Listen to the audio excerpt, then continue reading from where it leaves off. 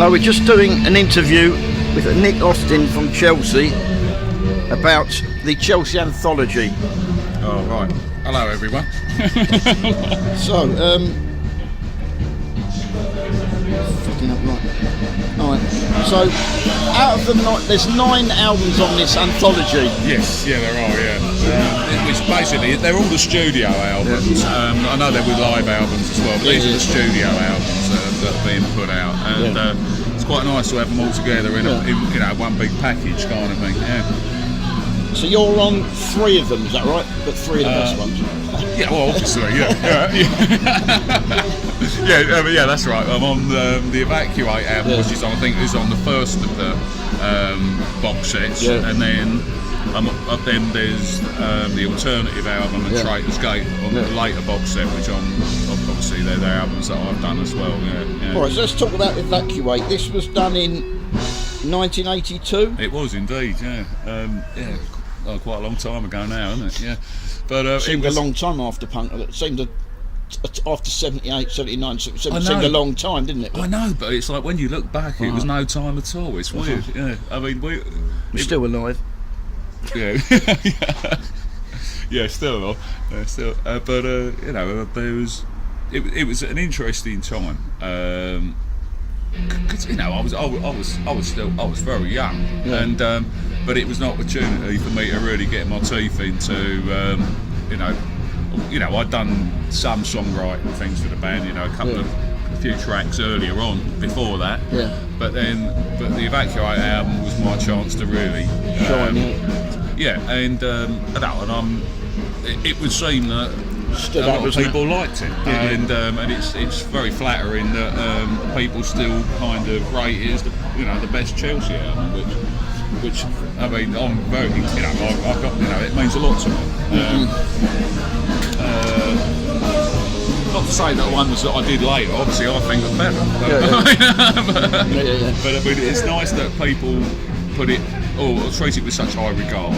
So was it recorded in one 2-week stretch, or was it bits and odds? Well, we did the Evacuate single and the B-side New Era from, if my memory serves me right, we did that slightly earlier, but we did it in the same studio. We used Matrix Studios, which was just off New Oxford Street. Nice little place. Did that move around, that studio? Was it always there? In my experience, it was always at the same place, but anyhow, so we did the Evacuate single there.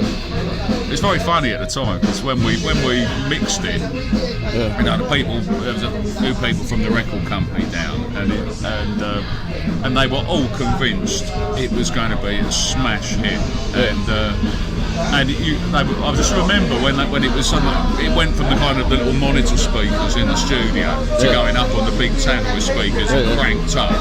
And I just remember looking at everyone listening to Evacuate for the first time, and they were up loud. And it was one of those moments in life where you thought, you all know this sounds fucking great.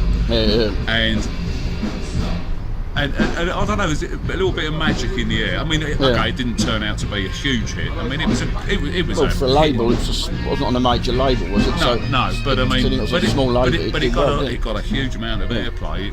It was when Mike Reid was on Radio 1 on the Breakfast Show. It was his record of the week, and all that kind of stuff. I mean, a lot of people were interested. I'm still not quite sure why it wasn't a smash hit, but anyhow, it's one of those things. But so I remember that. Was that one of your songs? Yeah. So that for me was really exciting at the time. Did you give Gene the lyrics? Does he write lyrics? Do you give him the lyrics? Well, that I wrote myself. I prefer doing most things myself because then I can just control what's going on. But now and again I sort of have to. No, I don't say have to. I mean, it's you can't be too dictatorial about things. You've got to be a bit inclusive and give people their say and all the rest of it, and that which is only fair. And it's not just me; it's the band. So but no, certainly with Evacuate, that was all me, and Gene sings it in the same melody. Gene just does his own thing on top of it. Yeah, I mean, I just sort of tell him this is how it goes, and he does it. Yeah. That's what kind of happened in those days. And, but you know, he did a fucking great job on the lyrics. I mean, it was really, really good. It's interesting because before I rejoined Chelsea in recent years, I hadn't listened to any of this stuff for a long time. And then I was at a friend's place and they put the Evacuate out. Yeah. And I actually thought, it's not bad, is it? and it was quite a pleasant surprise, you know, because I don't tend to kind of dwell on the past. I'm always working on the next thing, you know. But no, it's nice that people think so much of the album. You know, and it's nice to do all these years later to be able to talk about it. You know? So then, the next one you did, so there's a long break, and then you did 1993, The Alternative. Yeah. So punk was sort of dead in those was. periods. I mean, for America, brought it back, it's dead as a donut. Well, it was interesting because I'd have gone through a bit of a messy kind of break-up, and I was a bit of a loose end, and I hadn't picked up a guitar or anything like that. And my sort of ex-missus bumped into Gene, and she said to Gene, "Why don't you give Nick a ring? He probably wants to rejoin the band." Which, I mean, I hadn't given a thought at the time. Anyway, I got this call from Gene out of the blue saying, "You know, do you want to do it?" And I came up, and I came up with all these. I will only do it if, and it was like, we do a new album, we do a new tour, and blah blah blah blah blah. And I thought, he's never going to say yeah, and he said, "Yeah, all right." And so I thought, and then he said to me, "Have you got any songs?" And I thought, well, I've got to say yeah, because I've given it the large one. And I said, yeah, I've got loads of stuff, June, loads of stuff. And he said, oh, right, okay, well, you know, we'll have to get into rehearsals and that. And I thought, shit, right, I better get writing. But the nice thing was, I had a huge amount of pressure on me to come up with a good album, and to this day, I think the album's, you know, stands up. I'm pleased with it. This is The Alternative. Yes, yeah, recorded where in Midlands? We recorded it in Stafford because Gene was connected, you know, still connected with Miles Copeland, and Miles Copeland owned the studio there. So I think he pulled a few strings and blagged us a couple of weeks in this studio, and it was a really nice studio. So we had a fortnight in Stafford, sort of getting drunk, eating pasties, and recording, and it was quite good. And did you was it remixed in? Yeah, again, Matrix or something. I think it was Matrix again. I think it was Matrix, and so we had a little bit of time to think about what we'd done, and then took it in the Matrix, and sort of finished it off. And I'm pleased with what we did, really. And what are the best tracks on that one? My favourite is Where Is Everything, but it wasn't a single. And Weirdos in Wonderland, I really like. But I like it all personally. But yeah, it's good. That's 1992 or whatever. And in 1993, only a year later, is Traitors Gate. Yeah, which is better, that one. I think it's better, that one. I'm not so keen on the production on it. I think it suffered a little bit, but I think all the songs and things are good. It's just a personal thing. It's like I wish that it could have been. Would have just sounded a little bit more how I'd want to hear it. But what's wrong with that bit? Well, it was a technical thing, really. The way we were recording it at the time, we had to. I mean, this is a lot of people won't understand this, but just in case they do, we had to bounce all the guitars onto tracks before the vocals were put down, and so therefore we could not change the levels of individual guitars, and basically it got very, very technical and very difficult, and I don't think it's right. but apart from that, it's the songs are great, and it's okay. It's just a personal bugbear. What was this at Dave Goodman's studio? Yeah. What did not was it not enough tracks or something? Or? Well, it was in the infancy of digital recording, and the Stafford one was better. The Stafford studio. yeah, we did that. That wasn't a digital studio. That was an analog studio. Yeah. So it had more tracks. Oh, you mean Dave Goodman's was a analog? No, Dave Goodman's. Dave Goodman's was I mean, he was like trying to get into new areas all the time. It was, as I say, it was the infancy of digital recording, and he managed to get 2 digital 8 tracks, which were really cutting edge at the time. And we did them on that, but actually there wasn't really enough tracks for what we were doing, so they had to start bouncing several tracks onto one. Obviously, then you've got to get the levels spot on. And so. I don't know. I mean, I got the band and all that, but I never thought it was anything. I mean, I don't know. I never thought of that. I never thought anything's wrong. You know what I mean? Well, I mean, the thing is, that's the thing. It's just a personal thing. Because no one else will ever hear it the same way as the band hears it. But I mean, I'm glad people like it. I mean, it's. Don't get me wrong, I don't think it's a terrible album. I think it's just. And what the best tracks on that one? I like the title track, Traitor's Gate. I think that because it's a sort of instrumental almost. But you know, This Is Now is good, and Guns in Paradise I like. I like Floating in the Dark. I think it's a good one. Floating in the Dark, yeah. We Dare's quite a raw one, but it's good, nice.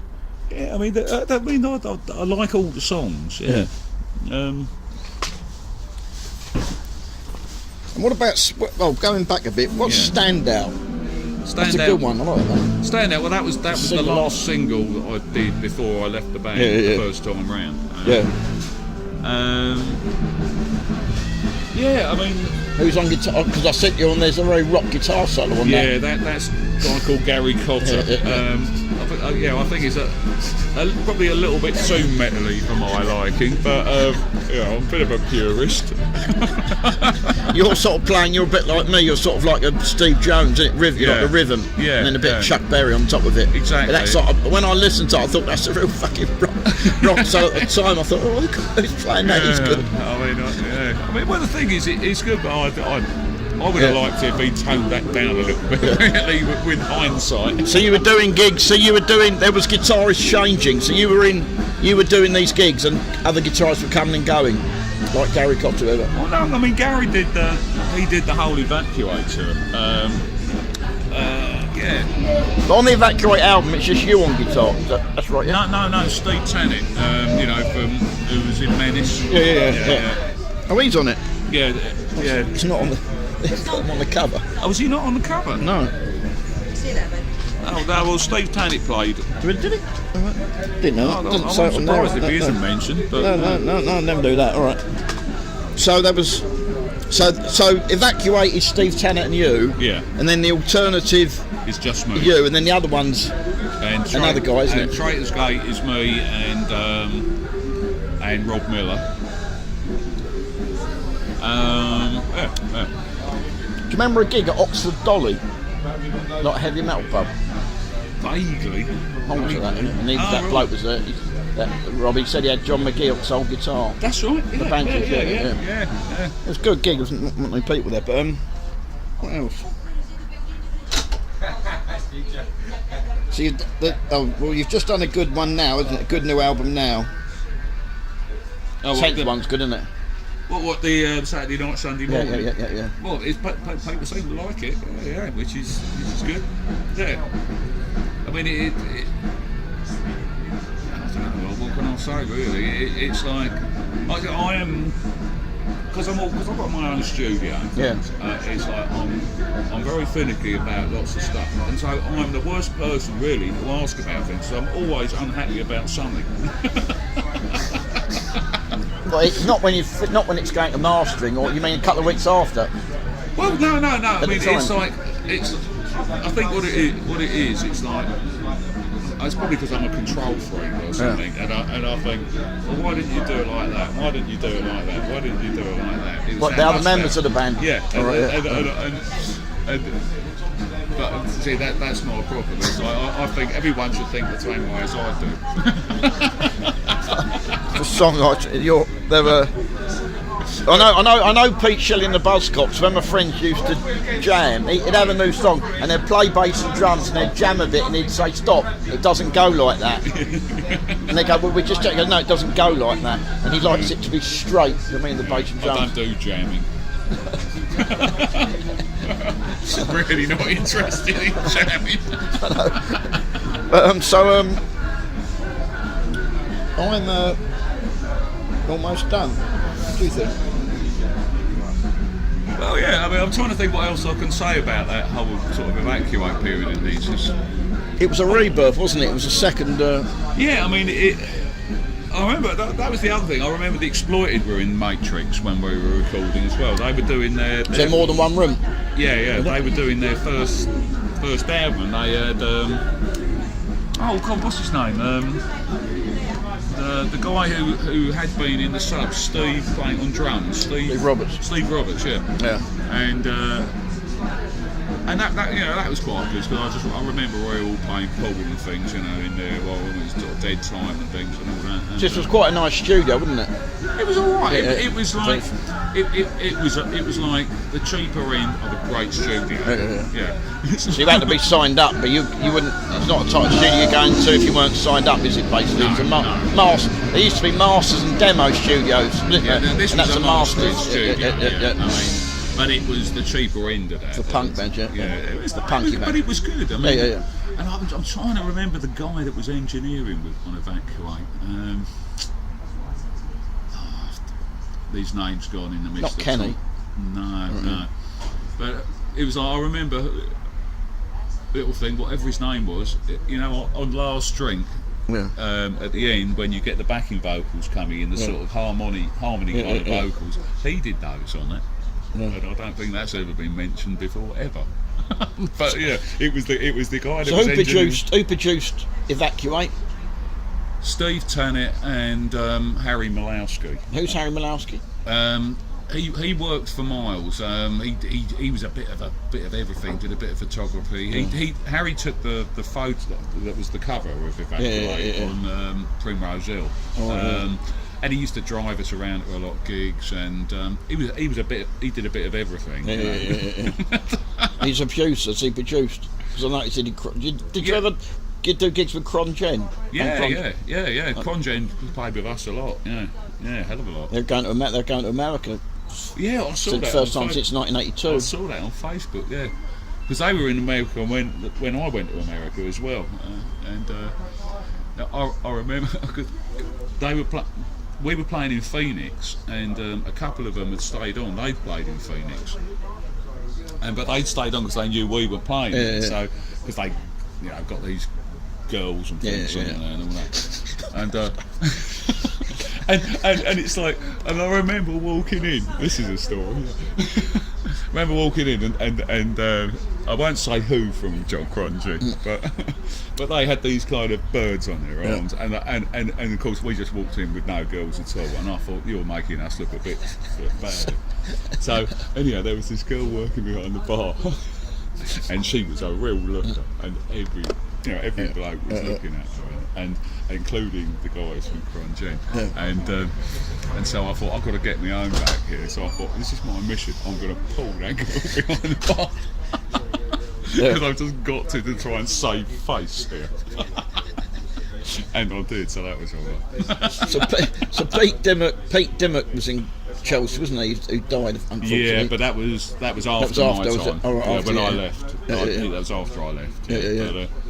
But, he was in Bandits at 4 o'clock briefly with me. Yeah. Very briefly. But, where was that band based? South London. He's a Hitchin, wasn't he? That's right. Yeah, they're Bandits. I mean, we did a few gigs and things, but we didn't get a deal, so it just kind of ran its course. But did you use some of them songs in Chelsea? Yeah, some of them. It's like, I think I saw you at Dingwall's once on like Sunday night or something. Yeah, that probably did. Yeah, Weirdos in Wonderland was.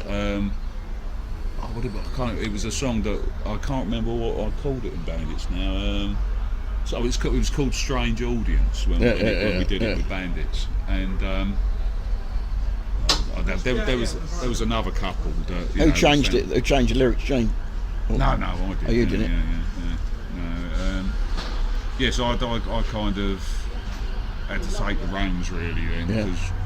So when Gene on the first album, which you probably don't know much about, did Gene write the people give Gene the lyrics for them things, or he part does them? I don't really know. Gene's a strange creature, and people let him get away with murder, so I really don't know. I shall just say that, I shall be diplomatic on that. But he's got a good voice. Yeah. I mean, it's like Gene on form is phenomenal. I mean, he's he can be very difficult, as everyone knows, and all that, but. It's like there's no one else quite like Gene, and good or bad, it's he is what he is, and I quite like that. I mean, he's one of the few. He's one of the few people that I think, a lot of people give it a large one and all the rest, but I think he's one of the few people that genuinely doesn't give a fuck. Yeah, and I kind of begrudgingly respect that.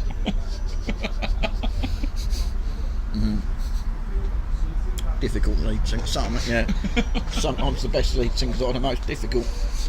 I'm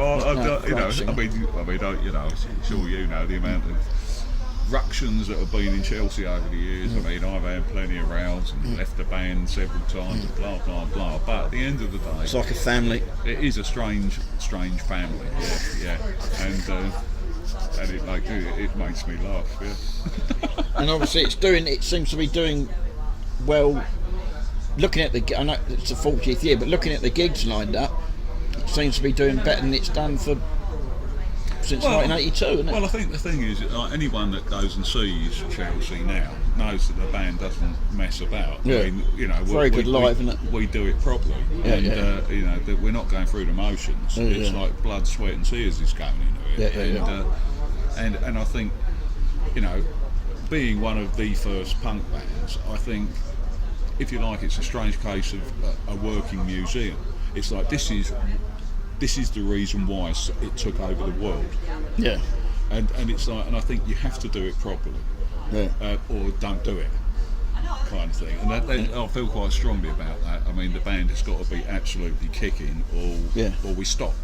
Yeah. I mean, all the original punk bands were melodic bands, weren't they? Like the Buzzcocks and the Clash and Chelsea. They're all influenced by the Kinks and Stones, and they're obviously melody groups. Just melody. I mean, but I think that's what a song is. I mean, that's. I won't go into all music. That's what music is. It's meant to be a melody. Isn't it? I mean, that's what I want to hear. I mean, don't get me wrong. There's aspects of other things I like, but I need to hear a song, or it doesn't really interest me. Yeah. I mean, things like you touched on Oi and things like that, but I mean, say The Business. I think Harry May is a fantastic song, and so you got all the kind of sort of the oi kind of stuff going on, but there's a tune there. Yeah, Cockney Rejects were good as well, weren't they? Yeah, I mean, it's like there are ways of doing, but there's a lot of bands for me that I can't listen to. Yeah. I just think it's just a racket, and I know it makes me sound like some old pensioner, but it's like I'm not into rackets. I'm into kind of good music. Yeah. So, anything else? Well, I don't know. What else can I tell you? What's rocking? So when you joined, how did you join the band? I was rehearsing with Generation X, and or when Durwood left. Yeah, and I thought I got the job with Generation X, but as it turned out, I didn't have it. And Jane just came up to me. I was working at the Marquee, and Jane just came in one night, and he said, "I hear you play guitar," and I said, "That's right." Yeah. And he just said, "Do you want to be in Chelsea?" What you wrote, doing the sound or something? Roding. What with what? In the Marquee. No, I worked on the front door, and On the door. And I also picked up glasses in there when I first started working there. But it was just a place to be, wasn't it? Yeah, I used to go there all the time. Great. And but I was working on the front door when Gene came up to me, and he just said, "Do you want to be in Chelsea?" So I said, "Yeah, all right." You heard your guitar playing? No. And I thought it was all a bit bizarre, but I thought, well, I've got nothing else going on. Steve Diggle recruited a drummer because he could give £100 haircuts. And Tony Bob said to him, "What's his drum like?" I goes, "I haven't heard it, but he does me £100 haircuts for free, so he must be able to drum." Yeah, yeah, that's how things used to be. But so then you did did you do a few gigs and then did Rocking Halls? Yeah, that was. Yeah, I think that was the first single. Is that your song, Rocking Halls? Well, I mean, I don't think I'm credited with it, but sort of a bit. Yeah. Who's credited? It's a good one, isn't it? But that I must admit, that's not the best studio, is it? No, that one, but no.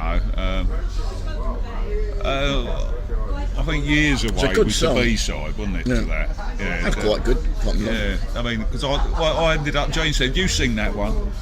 And I mean, it's not the best vocal from me, but it was like... Quite a melodic song. Yeah, that's all right, yeah. But again... Does Gene try out singing? I really don't know. I don't know what the workings of Gene October's mind are. No, it's all good stuff. So, okay, shall we? So you did Rocking Halls and then Evacuate. We've jumped about here, but it's a good. I think we did Freeman's before. Oh, Freeman's. Who wrote Freeman's? Well, I've got an unfortunate feeling that I'm credited with it, but I didn't really want anything to do with Freeman's. I remember John Peel played it, and he said, "I think they're what do you say? I think they're pandering to Oi a bit." It was Jane's. It was all Jane's idea, and I thought, well, it's arousing. It's fine, but and then we did the Evacuate single, and which put you right back on the map. Yeah, yeah. That's what it is a good single. It sounds quite good. It sounds good now. Yeah, I mean, it's like that was the thing, and then the rest is history, really, isn't it? But it was a time when Chelsea had gone from their initial height to kind of falling off the radar a bit, and then with the Evacuate album, it put the band well and truly back on the map. Yeah. And suddenly, it was the biggest Chelsea had ever been. Yeah. And we did a huge. Well, that's right. The tour. Is this what's the Apocalypse tour? Is it after the album? Ish. Well, I didn't do the Apocalypse tour. Was Chelsea on that? Yeah. Yeah, I think. Yeah. No, I did the So What tour. I don't remember doing a tour called the Apocalypse tour. So if it what's the So What tour was with the Anti-Nowhere League and Crongen and probably sounds almost the same bands, but it must have been a different one. Yeah, no, I didn't do. That's quite big venues. Yeah. I mean, the So What tour, we were playing all the top ranks all around the country. We're in Tottenham, so the police are about us. Yeah. It's all go here, I'll tell you. Yeah. It's like Lowestoft. Yeah, hello Lowestoft, by the way. So you did. It was big venues around the. Oh, we did everywhere. I mean, it was a massive tour. Well, we were playing to about 2,500 people a night. It was great, really massive tour, great fun. Yeah. So how old were you then? Because 82, I was 21. Yeah. Because when you're that age, you sort of don't know where places are, do you? Do you know what I mean? It's like Manchester's the same as Lowestoft, it's the same as Newcastle. It's like that. That's how I was like, anyway. Well, it was a voyage of discovery. It's nice to get out because I've got friends. Nice to get out of the house. Yeah. I've got friends from Uttoxeter, and they sort of say to me, some of your bands. Like 25 Rockers and Chelsea a bit. They sort of go they're sort of London bands, Paul, and I sort of say, what do you mean London bands? And what it was, they never got on top, like the Buzzcocks. They never got on top of the pops, and they called bands London bands. They're one of your London bands. I sort of go, no, but they're well known, 25 Rockers in Chelsea. And they sort of go, no, I bet we never really heard of them because it was the top of the pop thing, wasn't it? I mean, the thing was, Chelsea did the Old Grey Whistle test. That was the only thing that. I mean, that wasn't me. It was the first album. That's right. But but I mean that sort of basically, I mean Chelsea should have been massive, and there's a lot of reasons why it didn't happen, but they're getting massive now. Well, I mean, we're still here. Yeah, still here, still having it. Yeah. And the 10 albums have been done, so. Well, it's great. I mean, that now people can actually hear what went on, and the band's life is there. It's a bit of history. Yeah. Is it who put it? That's what I was going to ask. Who put it together? Who had all the tapes and stuff? I don't know, they've been out in various forms and things. I'm not really sure. Sort of Matt kind of was getting all the bits and pieces together. Is it from like the CDs or? Yeah, that's from the CDs. It's not from the master tapes and all this. But then they sound better. Do they? I haven't actually heard. Is it? I've seen it on sale for eBay. Is it actually finished yet? What the? Well, oh yes, I think it's coming out next month. Yeah. Have you heard the CDs? No. So, I look forward to seeing what it's like. Yeah. Oh dear. But I imagine they sound. Matt told me they sound very better than the original ones. They're remixed and remastered. So well, I mean, if definitely worth buying. I mean, well, the thing is, there's a lot of bonus tracks. I have a lot of bonus tracks on every single one. So it's like demos and things, and I mean, it's worth having. I mean, if you're into the band, then this is the definitive collection. There isn't anything else. Yeah. If you want to hear obscure Chelsea tracks. Yeah, and there's the middle bit. There's the 80s sort of period, which some of it I like it. Do you know what I mean? And it's various people come and go. Yeah, I mean there was a bit of psychedelic and stuff. But. Yeah, I mean there's the band had its period when I'm quite glad I wasn't around. It's not my cup of tea at all.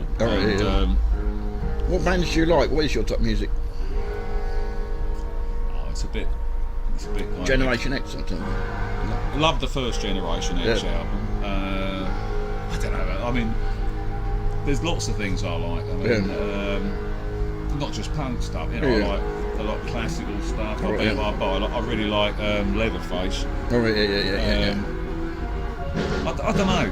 It's skillful, melodic. Yeah. Power pop almost. Yeah. That's what I like. Power pop. And energy. I mean, power pop, I suppose, really sums it up. I mean, I love all that. It's like, let's make, just because it's punk doesn't mean everyone can't like it. You know what I mean? Yeah. Anyway, so goodbye from me. Well, it's very nice to chat to you, and thank you everyone for listening. And come and see Chelsea. Come and see me other band, Church of Eel. Nice one. The interview was done on Good Friday, 25th of March 2016. Thanks to Annie Cavendish and all the staff at Tottenham Tea Chances for the use of the beer garden. Thank you all.